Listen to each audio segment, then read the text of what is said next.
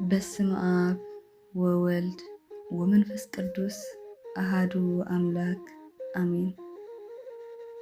ትዕግስተኛ ሳራ ዝረገ ጸባ ጠስሚ የውፅእ ከም ዝበሃል ንነገራት ብትዕግስትን ርግኣትን ምግንዛብ ውሕልነት እዩ። ህድእ ምባል ኣዝኻ ንኽተስተውዕል ይሕግዘካ። እዚ ጥራይ ዘይኮነውን ኣብ መፍታሕ ሽግራት ዓቢ ተራ ኣለዎ። ታዊኽና ናብ ዘይድሊ ስጉምትን ሓሳባትን ኣብ ክንዲ ምእታው ብትዕግስቲ ነቲ ዝኾነ ነገር ከነስተውዕል ክንምምን ይግባእ። ህድኣትን ትዕግስትን ካብ ፍረ መንፈስ ቅዱስ እዮም። ህዱእ ሰብ ኩሉ ግዜ ንኣእምርኡ መንፈሱን ምስገተ እዩ። ዘይድሊ ሓሳይ ዝኾነ ሓሳብ ምስ ተመላለሱ ብርጉእ መንፈስ ነሚን ናብ ሃናፂ ውሳኔ ይበፅሕ። ስለዚ እዮም መብዛሕትኦም ዕጉሳት ሰባት ካብ ጭንቀት ዘስዕቡ ሽግራት ነፃ ዝኾኑ። ጎይታና ንመድሓኒትና ኢየሱስ ክርስቶስ ነብስና ካብ ዝተፈላለየ ሳዕብያን ጭንቀት ብኸመይ ከም ዘጥዕና ክረዳእና ከሎ ንነብስኹም ብትዕግስቲ ከጥሪዋኽዎም ይብለና። ውሽጥና ማእከል ኩልና እንተገበርናያ ግና መወዳእትኡ ናብ ጭንቀት ትኽመትን ልብኛ ንምርሓ። ስለዚ ንገዛእ ርእስና መሰረት ሰላማ ንሕና ኢና። ንውሽጥና ገነት ክንገብሮ ንኽእል ንሕና ባዕልና ኢና። በንጻሩ ሲኦል ክንገብራ ንኽእል ከዓ ባዕልና ኢና። ሓቀኛ ህድኣት ዝበሃል ዘውትር ዘየቋርፅ ኮይኑ ብግዜን ክብደት ፈተናን ከዓ ኣይነቐነቐን። ኣማናዊ ህድኣት ዝበሃል እውን ዝተወሰነ ፈተና ንምሕላፍ ዝግበር ኣይኮነን። ሽግራትን ፈተናታትን ይንውሕድ እምበር ብትዕግስቲ ዝቕፅል እዩ። እምበኣር ኣብ መጽሓፈ ጠዊት ንረኽባ ሳራ ትበሃል ትዕግስተኛ ኣደ ንርአ። ሳራ 7 ግዜ ተመርዓ ነበረት።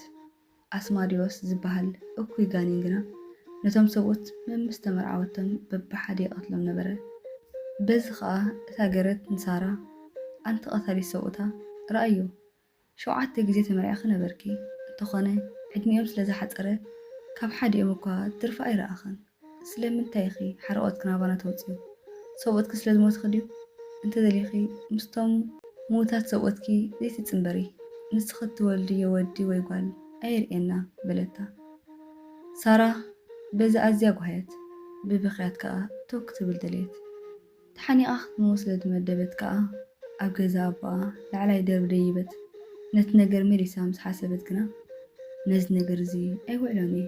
ከመይ ሰባት ነቦይ ሓንቲ እትፈትዋ ጓል ነበረትካ ንሳ ከዓ በቲ ዝረኸባ ውርደት ተሓኒቓ ሞተት ኢሎም ክፀርፍዎ እዮም በለት። ኣቦይ ከዓ ብኣይ ምኽንያት ኣብ እርጋኑ ብሓዘን ክመውት እዩ። ስለዚ ተሓኒቐ ክመውት የብለይን ግናኸ ንእግዚኣብሔር ወሰደኒ ኢለ ክልሙን እየ። ነዚ ፅርፍ እዚ ደጊመ ኣይክሰምዖን እየ ኢላ ምስ ገዛእ ርእሳ ተዛረበት። ሳራ ነዚ ወረዳ ፈተና ብጸሎት ክምልሰላ ክትሓትት ተበገሰት። ከምቲ ኣቦና ዮሃንስ ሓፂር ዝበልዎ ጸሎት ካብ ዝተፈላለየ ሽግራት እንሃድመሉ መዕቆብ እዩ። ዲያብሎስ ከንቅሎም ዝኽእል ጭንቀታዊ ስነ ሓሳብን መፍትሒኦምን ክምልከት እንከሎ ኣነ ከምቲ ኣብ በረኻ ብሓደ ኣራዊት ዝህደን እሞ ኣብ ትሕቲ ኦም ዝተቐመጠ ሰብ ምሰል። እዚ ሰብ ነቶም ዝክበልዕዎ ዝመፁ ኣራዊት ክቃወሞም ዝኽእለሉ ሓይሊ ከም ዘይብሉ ምስ ፈለጠ ቀልጢፉ ኣብ ገረብ ደይቡ ነፍሲ የድሕን። ኣነ ዝፍጽሞ እውን ከምዚ እዩ። ኣብ በዓልተይ ኮፍ ኢለ ክፉእ ሓሳብ ክቃወመኒ ምስ መፅእ ክስዕሮ ከም ዘይክእል ስለ ዝፈልጥ ብጸሎት ናብ ሕቑፊ እግዚኣብሔር ይሕባእ። ከምዚ ገይረ ከዓ ካብ ናይ ጸላኢ ተንኰል እድሕን ከም ዝበሎ ሳራ ጓል ራጉኤል እውን ከምዚያ ዝገበረት። ሽዑ ሳራ ጸሎታ ብኸምዚ ጀመረት። ኣእዳዋ ናብ ኣምላኽ ዘርጊሓ ኦ ኣምላኽ ኣቦ ምሕረት ዝኾንካ እግዚኣብሔር ተመስገን። ቅዱስ ስምካ ካብ ዘለኣለም ንዘለኣለም ይኽበር ይመስገን። ኩሎም ፍጥረትካ ንዘለኣለም ይወድስኻ። ሕጂ ከዓ ኦ እግዚኣብሔር ብጸሎት ናባኻ ንቃዕር ኣለኹ፣ ክትረድኣኒ ድማ ናባኻ ጥምት ኣለኹ። እሞ ኣብዛ ህይወት እዚኣ ሓራ ውፃኒ። ነዚ ውርደት እዚ ከዓ ደጊም ኣይክሰምዖን እየ እናበለት ጸሎታ ናብ ኣምላኽ ኣጽሕት። ዝለመነቶ ልመና ብጥበብ ዝተመልአ እዩ። ምክንያቱ ካብ ሞት ኣይክተርፍን እያ። ግን ከዓ እግዚኣብሔር ባዕሉ ዝፈጠራ ነፍሲ ክወስዳ ኣለዎ።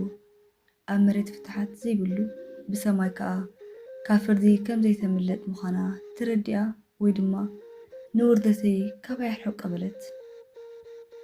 ወሪድዋ ዝነበረ ፀገም ቀሊል ኣይኮነን።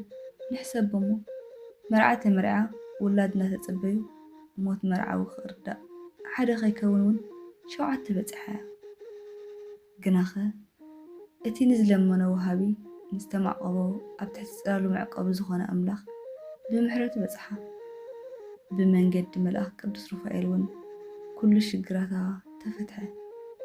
ዓስቢ ትዕግስታን ጸሎታን ንጠብያ ወዲ ጣዊት ተመርዓወት ካብ ኩሉ ውርደታ ኸዓ ነፃ ውፃ ርኢና ዶ መልሲ ጸሎት ከምዚ እዩ። ንኣብርሃም ኣብ 100 ዓመቱ ኣብ ወዲ ገበሮ ንሳራ እውን ኣለምለማ ንናይ ጥርጣረ ሰሓቐ ድማ ሓቀኛ ሰሓቕ ገበረላ። ንሃና ካብ ንዕቐት ኣድሓና ንዳዊት ካብ መጓሰ ናብ ንግስነት ኣውፅኦ ናይ ኤልሳቤጥን ዘካርያስን ነቐፌታ ረሓቐ። እዞም ኩሎም ህያው መሰኻኽር እግዚኣብሔር ይሰምዑ ይብሉና። ስለዚ ተጊህና ንጸሊ ከይጸለና ፀሓይ ትወፅእ ኣየር ይነፍስ ለይቲ እውን እንተኾነ ይወግሕ እዩ። ከይጸለና ዘይንረኽቦ በረኸት ስለ ዘለዎ ግን ተጊህና ክንጽሊ ይግባአና። እግዚኣብሔር ንድኹማት ብርትዐ ንዓያሹ ጠይባን ንሓንካሳት ጽንዓት ንጎበጣት ነፃ ንሕዙናት ሰሓቕቲ ክገብሮም ንብዙሓት እውን ኣይንኽእልን ኢና ኣብ ዝበሉሉ ግዜ ምኽኣል ክህብ ኢና ኢና። ስለዚ ተሃዋኽ ሓዘን ትኸትል ትዕግስቲ ግና ሰላምን ተድላን ተምጽእ ከም ዝተባህለ ብትዕግስቲ ንንበር። ከምኡውን ቅዱስ ያሬድ ወርቂ ብሓዊ ከም ዘይጠፍእ ትዕግስቲ ዘለዎ ሰብ እውን ብመከራ ወይ ብፈተና ኣይክጠፍእን እዩ። እሳት ንወርቂ እንታይ ይገብሮ ከጽርዮ እንተዘይኮይኑ ትዕግስቲ ዘለዎ ሰብ እውን ከምኡ ፈተና እንታይ ክገብሮ ይኽእል ብዝኸበረ ኽብሪ ሓፍ ከብሎ እንተዘይኮይኑ ይብል እሞ ንዝመፀና ፈተና ብጸሎት ብትዕግስትን ኣሰኒና ንንበር። ሽግር ዝኸበዶ ይኳሕኩሕ ኣፍ ደገ ቤቱ ከቶ ኣየሕፍሮምን ነቶም ሓተቱ ኣምላኽና ድንቅዩ ኩሉ ውዕለታቱ ንጸበ ብትዕግስቲ ክህበና በረኸቱ። ስብሃት ለእግዚአብሔር ልዑል ወለወላዲቱ ድንግል ወለመስቀሉ ክቡር አሜን።